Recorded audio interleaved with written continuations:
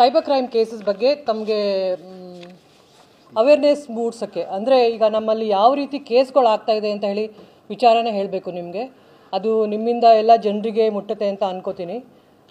Present ಈಗ OTP ಆಗಲಿ, link ಕಳಿಸೋದಾಗಲಿ, ನಿಮಗೆ ಬ್ಯಾಂಕ್ ಅಕೌಂಟು ಫ್ರೀಸ್ ಆಗಿದೆ, ಕ್ರೆಡಿಟ್ ಕಾರ್ಡ್ ಬಂದಿದೆ, ಅದೆಲ್ಲ ಈಗ ಹಳೇದಾಯಿತು. ಈಗ ಹೊಸ ಕೇಸಸ್ ಆಗ್ತಾ ಇರೋದು ಟ್ರೇಡಿಂಗಲ್ಲಿ. ಏನು ಶೇರ್ಸ್ ಟ್ರೇಡಿಂಗ್ ಮಾಡ್ತಾರೆ ಅದರಲ್ಲಿ ನಮ್ಮಲ್ಲಿ ಈಗಲೇ ಜುಲೈವರೆಗೂ 61 ಕೇಸ್ ಆಗಿದೆ. ಟ್ರೇಡಿಂಗ್ ಆ್ಯಪಲ್ಲಿ ದುಡ್ಡು ಕಳ್ಕೊಂಡಿರೋರು ಟೋಟಲ್ ಅವರು ದುಡ್ಡು ಕಳ್ಕೊಂಡಿರೋದು 32 ಕೋಟಿ ಜನವರಿಯಿಂದ ಜುಲೈವರೆಗೆ. ಸೊ ಈಗ ಹಳೇದು ಏನು ಸೈಬರ್ ಕ್ರೈಮ್ ಕೇಸಸ್ ಇತ್ತು ಅದು ಹೋಗಿದೆ. ಈಗ ಟ್ರೆಂಡಲ್ಲಿರೋದು ಟ್ರೇಡಿಂಗ್ ಆ್ಯಪ್.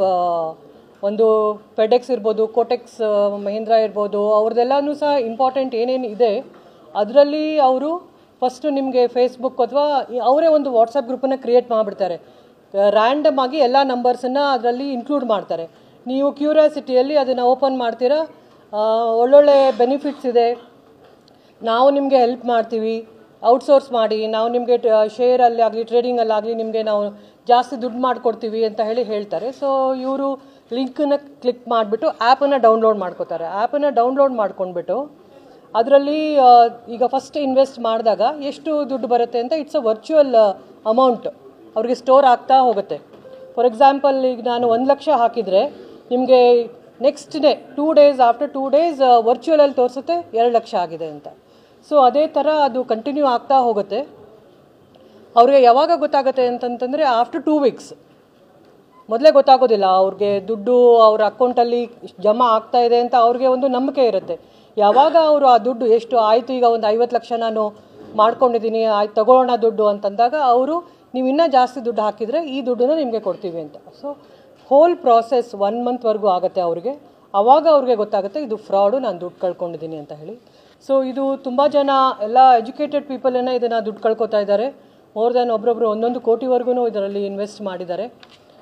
ಎಲ್ಲ 50 ಲಕ್ಷಕ್ಕಿಂತ ಜಾಸ್ತಿನೇ ಇನ್ವೆಸ್ಟ್ ಮಾಡಿರೋದು. ದಿಸ್ ಈಸ್ ಮೋಸ್ಟ್ ಟ್ರೆಂಡಿಂಗಲ್ಲಿ ಈಗ ಪ್ರೆಸೆಂಟ್ ಇರೋದು. ಸೆಕೆಂಡ್ ಅಂದರೆ ಸೆಕೆಂಡ್ ಸೈಬರ್ ಕ್ರೈಮ್ ಈಗ ಜಾಸ್ತಿ ದುಡ್ಡು ಕಳ್ಕೊತಾ ಇರೋದು ಅಥವಾ ಅಫೆನ್ಸ್ ಆಗ್ತಾ ಇರೋದು ಅಂತಂದರೆ ಈ ಪಾರ್ಟ್ ಟೈಮ್ ಜಾಬಲ್ಲೂ ಸಹ ರಿವ್ಯೂಸನ್ನು ಕೊಡಬೇಕು ಅಂತ ಹೇಳಿ. ರಿವ್ಯೂಸ್ ಕೊಡೋದು ಅಂದರೆ ನಿಮ್ಮ ಕೆಲಸ ಬರೀ ಒಂದು ಹೋಟೆಲ್ ಬಗ್ಗೆ ರಿವ್ಯೂಸ್ ಬರೆಯೋದು. ಈ ಹೋಟೆಲ್ ಚೆನ್ನಾಗಿದೆ, 5 ಸ್ಟಾರ್ 4 ಸ್ಟಾರ್ ಕೊಡೋದು, ನೀವು ಬರಿತಾ ಹೋಗೋದು. ಸೊ ನಿಮಗೆ ಅದರಲ್ಲಿ ನಾವು ದುಡ್ಡು ಕೊಡ್ತೀವಿ ಅಂತ ಹೇಳಿ. ಅಗೇನ್ ಅವ್ರಿಗೆ ಫಸ್ಟ್ 5,000 ರುಪೀಸ್ ಏನೋ ಹಾಕಿದರೆ 10,000 ಡಬಲ್ ಆಗುತ್ತೆ. ಸೊ ಆ ಥರ ಕೇಸಸ್ಸೂ ಸಹ ನಮ್ಮಲ್ಲಿ ಜಾಸ್ತಿ ಆಗಿದೆ ಈಗ.